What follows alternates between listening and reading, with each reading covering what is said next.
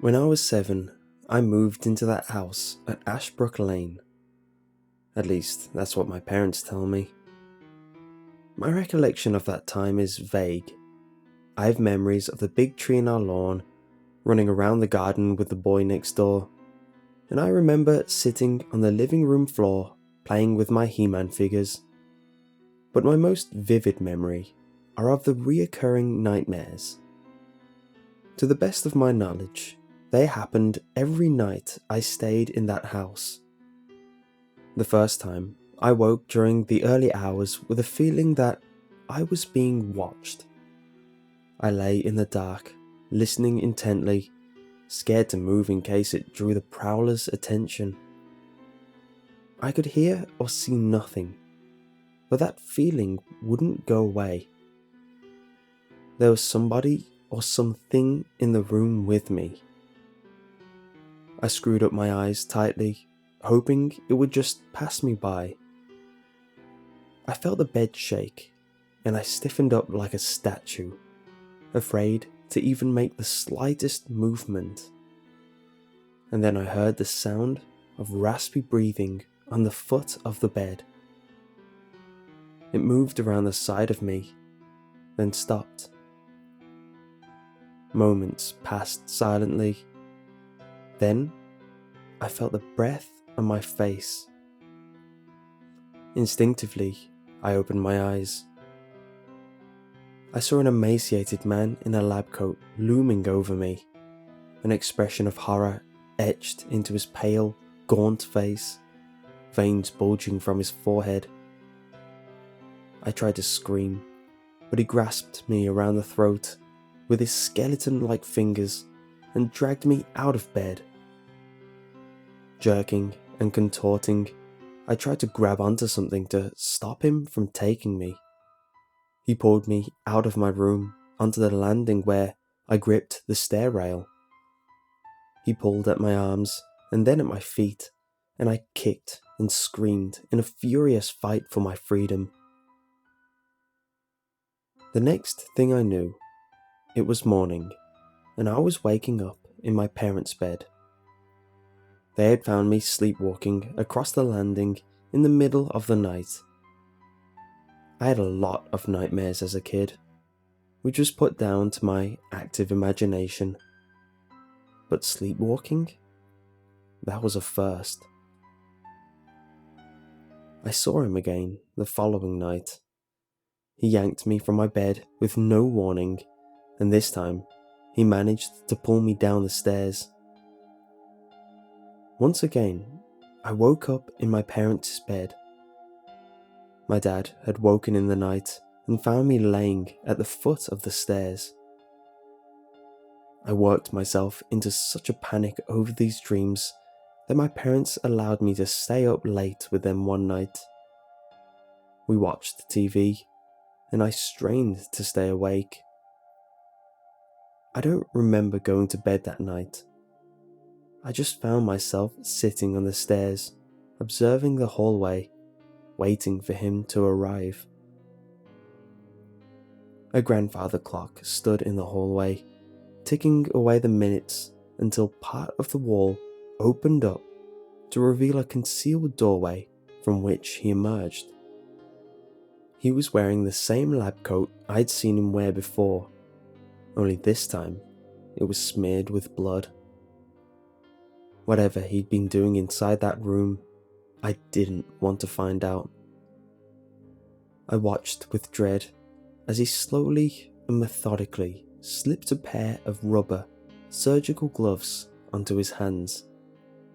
He tented his fingers together, then turned and looked directly at me with his intense, deep-set eyes. A painted grimace stretched across his chalky face. I rushed upstairs, calling out for help as he crawled behind me, swiping at my heels. I ran into my parents' bedroom. They were asleep and unaware of the commotion. Before I could reach their bed and shake them awake, my pursuer snatched me up in his bony arms and started pulling me away. I managed to grab onto the door frame, and despite his efforts, he could not prise me from them. He relented for a moment, his breath heavy and laboured against my neck. Slowly, he reached into his coat pocket and withdrew a scalpel before slicing deep into my hands. I released my grip on the door frame as blood dripped between my fingers. I shrieked out, but there was no sound.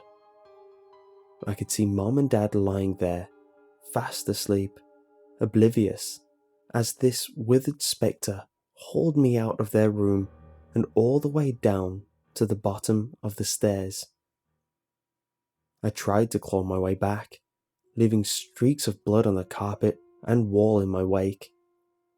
He pressed my fingers against my throat. I whimpered and choked, and my limbs thrashed around in a frenzy. At that moment, the grandfather clock in the hallway let out a single chime, and he suddenly abandoned his fight. I looked up to see the emaciated figure creeping back through the door from where it came. The door sealed shut, disappearing into the wall as though it never existed. A point came where I started confusing my dreams with reality. I couldn't tell if this was all in my mind or actually happening to me in the middle of the night. During the daylight hours, I examined the wall in the hallway, looking to see if there was some indication of a secret door. I told my parents and my nan about the dreams, and though I never doubted their concern, there was not a lot they could do except reassure me. I stayed with my parents when I got particularly distressed, either in their bed, or we'd bring the blankets and pillows downstairs and have a sleepover in the living room. Nothing helped. My tormentor found me night after night, waiting until Mom and Dad were asleep before hauling me away. I tried to call out, but my screams were always silent as he gripped his hand around my throat. He grew increasingly violent as he tried in vain to drag me into his secret room. Sometimes he would use his scalpel across my hand or under my fingernails. Other times he would inject me with a syringe, and it wasn't unusual for him to bite my fingers. As I prepared for the dreams, I rehearsed how I would try to fight him off, what I could grab onto as he dragged me downstairs. I knew if I could just hold out until the clock chimed, then I would survive another night, because that's when his door sealed shut. What terrified me most was the realization that if he got me into his secret room before the chime of the clock, the door would seal behind us. Nobody would ever see or hear from me again. I don't remember much else about that house, but we didn't stay long.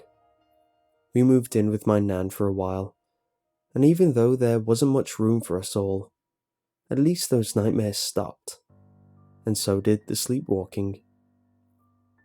Of course, I never forgot about those dreams. How could I? But I figured I was just a kid with an overactive imagination, never considered them particularly abnormal. That is until my teens, when I started to suspect something more sinister was at play. I was looking through old photo albums with my parents when we came across some from our old house at Ashbrooke Lane. Something wasn't right about that house, I heard my mum say to my dad. This roused my curiosity. What do you mean, Mom? Well, I used to have bad feelings and nightmares when we were living there, she added. My dad tried to change the subject, but I persisted. What sort of nightmares? I inquired. I don't want to get into it, just violent and disturbing dreams. I had recurring nightmares in that house too, I said.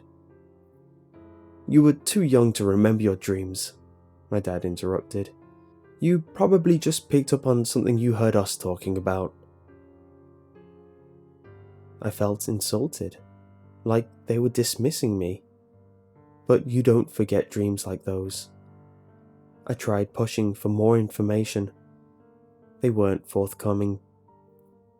It wasn't until I was in my mid-20s that we were able to talk about it again. I was in the living room with my parents, and my dad was reading the paper. He casually told my mum, "Our old house in Ashbrooke is up for sale again." "Nobody stays there long," she replied. "It makes you wonder." My dad nodded in agreement. "So what exactly happened in that house?" I interjected. Maybe it was because so much time had passed, or perhaps it's because I was older, but they were more open with me this time. My mum explained how she had visions of a violent murder, dead bodies lying on the floor, blood all over the walls, and she claimed she had felt a presence. When she was alone, she would often hear crying, and it sounded like it was coming from inside the house. She also revealed that my aunt and uncle had come down from Manchester to stay one weekend, and woke in the middle of the night to see a figure of a tall man at the bottom of the bed. My aunt and uncle had passed away by this point, so I was unable to ask them about their experiences. But Mum explained that they were so distressed by the incident, they returned home the next day. I asked my dad, "Did you have anything weird happen?" My dad was always a very grounded skeptic, but I knew something had affected him too, though he wouldn't admit it. "There was just an uncomfortable feeling," he said, and volunteered nothing more. Ever since learning of my mom, aunt and uncle's experiences in that house, I've been overwhelmed with curiosity. Like my dad, I'm quite the skeptic, and I was convinced there was a rational explanation for all of this. Even so, I wanted to know more about that house. From time to time, I would check the paper, and just as my parents had said, the house was rarely occupied for more than 6 months before going up for sale.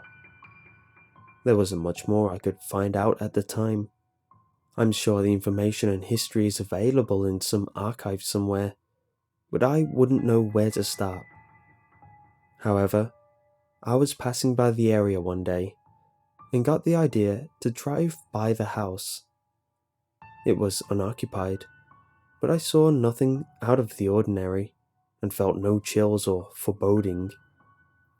It was just an old house. But still, I wanted to know more. I noted down the phone number on the for sale sign, and later that day, I called the estate agent and requested a viewing. The lady who met me for the viewing introduced herself as Andrea. We went inside, and immediately, I felt a shiver run over my body. It was probably my mind running away with me, but I got this eerie feeling. I can only describe it as being like the tension that lingers in the air after a big argument. If I'm honest, I barely recognized the interior of the house. My memory was vague, but there was one area that brought to mind those reoccurring nightmares I had as a child, and that was the hallway. I tried not to draw attention to myself and continued the tour as Andrea gave me her sales pitch. As we walked around, I was convinced that the wall in the hallway was hiding something. "What's behind this wall?" I asked. The look on her face at that moment could disguise none of the lies she proceeded to tell me. First, she told me there was nothing there. It wasn't my intention to make her uncomfortable, but I'd come this far and I wanted some answers. There's at least 15 foot between here and the external wall, I pointed out. I heard her mumbling on about an old boiler room that had been bricked over, but she stopped mid-sentence when I started knocking against the wall. This was not my usual kind of behaviour. It was as though I'd been consumed by an obsession. "You know something, don't you?" Andrea asked me, a tone of surrender in her voice. "I used to live here as a kid. Something isn't right about this house, is it?" Although still apprehensive, it was as if I'd freed her from an eternal silence. "It could cost me my job if I told you." "It can't be much worse than I already suspect," I said. "Was somebody murdered here?" She hesitated and took a cautious glance over her shoulder. "Do you mind if we talk about this somewhere else? I'm not really comfortable talking about it here." I decided to go for coffee, and this is what I learned. In 1953, Dr. Henry Fenton moved into Ashbrooke Lane with his wife, Mary, and their teenage son, Raymond. The upper floor would serve as their living quarters, and he had made the lower part of the house converted into a doctor's practice. His office was set just off the hallway, opposite his prized grandfather clock. Things were going well for the Fentons, and business was thriving. And then one day, Mary fell down the stairs in their home and broke her neck. She died instantly. Henry reacted to the tragedy by immersing himself in his work, using the practice as a distraction from the heartache. Raymond, on the other hand, was struggling to come to terms with his mother's death. With his father too busy to offer the emotional support he needed, he started to drift. He fell in with a bad crowd, started skipping school, and there were a couple of times he'd been caught drinking or brawling and was escorted home by police. Henry barely noticed nor cared during this time. Once he closed his practice for the day, he would collapse into his armchair and attempt to repress his grief with liquor. Some nights he'd drink himself into a coma. Other nights he would fly into a rage, smashing furniture and throwing things around. And sometimes it was his son who bore the brunt of his temper. Raymond was taken in by his grandparents soon after, leaving Henry Fenton all alone in that house on Ashbrooke Lane. Later that year, on a cold autumn night, Henry was awoken by a disturbance from downstairs. Emboldened by the liquor, he decided to go and confront the intruder. His practice was the only thing he had going for him, and he refused to let some thug take that away. Henry tiptoed downstairs in the darkness. He saw the light of a torch in the far room and heard the intruder rummaging through cupboards and shelves. Probably some junkie after the drugs and syringes he kept on the premises. Henry snuck into his office, withdrew a scalpel from a drawer, and tucked into a corner and waited. The intruder entered the room, a rucksack over his shoulder and his face covered by a black mask. Henry sprung out of the darkness, brandishing the scalpel, and ordered him to drop his bag. The man panicked and lunged towards him, attempting to push past and make his escape. Henry swiped out blindly as he fell backwards against the wall. The intruder staggered along the hallway and opened the front door before collapsing on the doorstep. Henry got to his feet and approached the fallen man. Blood gushed from a deep incision across his throat from where the scalpel had made contact. Henry pulled the mask from the man's head to clear his airways. Staring back at him in the moonlight, eyes wide with terror, Henry saw the face of his son, Raymond. His heart wrenched at the sight before him. What had he done? How could he have known? His professional instincts kicked in, and he sprung into action. Raymond thrashed about, choking and gurgling on his own blood as his father gripped his throat, pressing his bony fingers firm against the wound in an attempt to contain the bleeding. He proceeded to drag him towards his office where he could clamp and stitch the laceration. By the time he got him there, however, it was too late. At that moment, the grandfather clock in the hallway let out a single chime. Patients turned up to the practice the following day to find Raymond cradled in Dr. Fenton's arms. Unable to come to terms with killing his own son, Henry had turned the scalpel upon himself, slashing his own wrists before bleeding to death on the floor of his office.